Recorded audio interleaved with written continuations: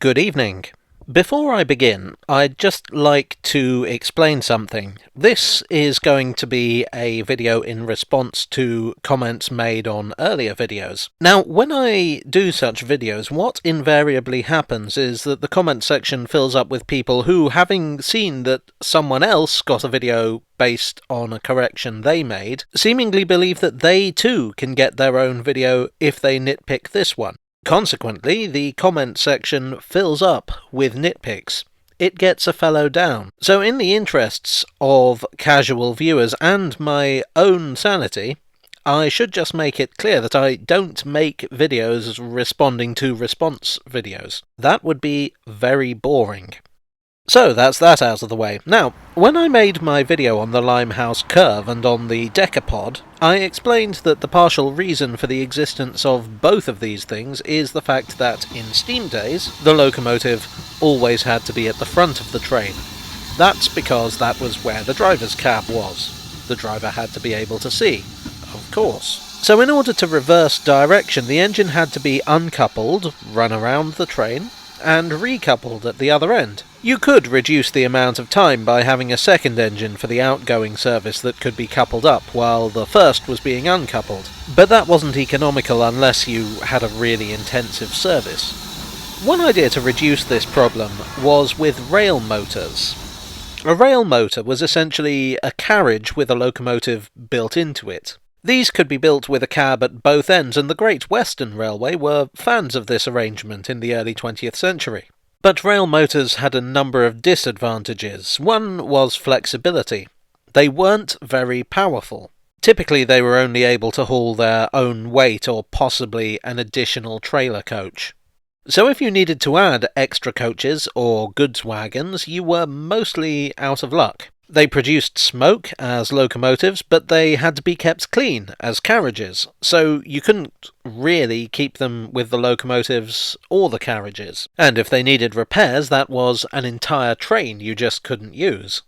So the next stage in evolution was the auto train, which is the thing people kept mentioning in the comments. With these, what you would do is you'd build a driver's cab into a coach. This was known as an auto coach or auto trailer. What you're looking at now is a Great Western auto coach, and as you can see, it took a lot of design cues from the rail motor. In fact, several Great Western rail motors were converted into auto coaches. The controls in the auto coach were connected to those on the locomotive, either using a mechanical linkage or compressed air.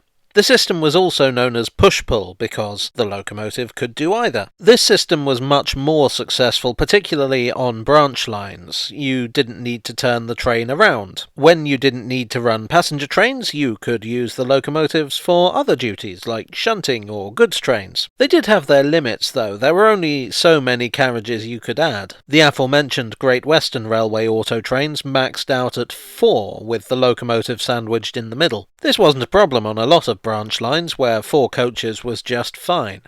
However, it meant that for heavier services, like the trains out of Liverpool Street, auto train working just wasn't suitable. And there was no equivalent for goods trains, which means that it was not a suitable solution for the problems mentioned in either of the 2 previous videos, which is why I didn't bother to mention auto trains there. Auto trains weren't just useful in the steam age, however.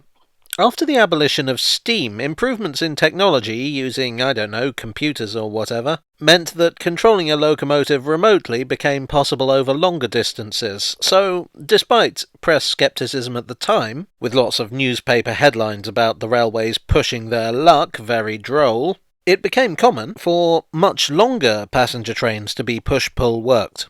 You could even have a locomotive at both ends for extra power. It's still carried out to this day. There were other alternative ways of doing things, particularly once internal combustion and electric power became practical. One was the single railcar. These operate on the same principle as rail motors, with the power built into the coach. They can be powered by petrol, diesel, or electricity, so they produce very little smoke, you hope. They're inflexible, but the modern railway doesn't need its motive power to be jack of all trades.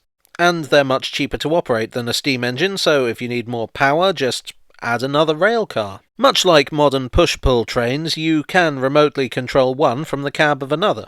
And of course there's the multiple unit. These are basically standard for commuter trains.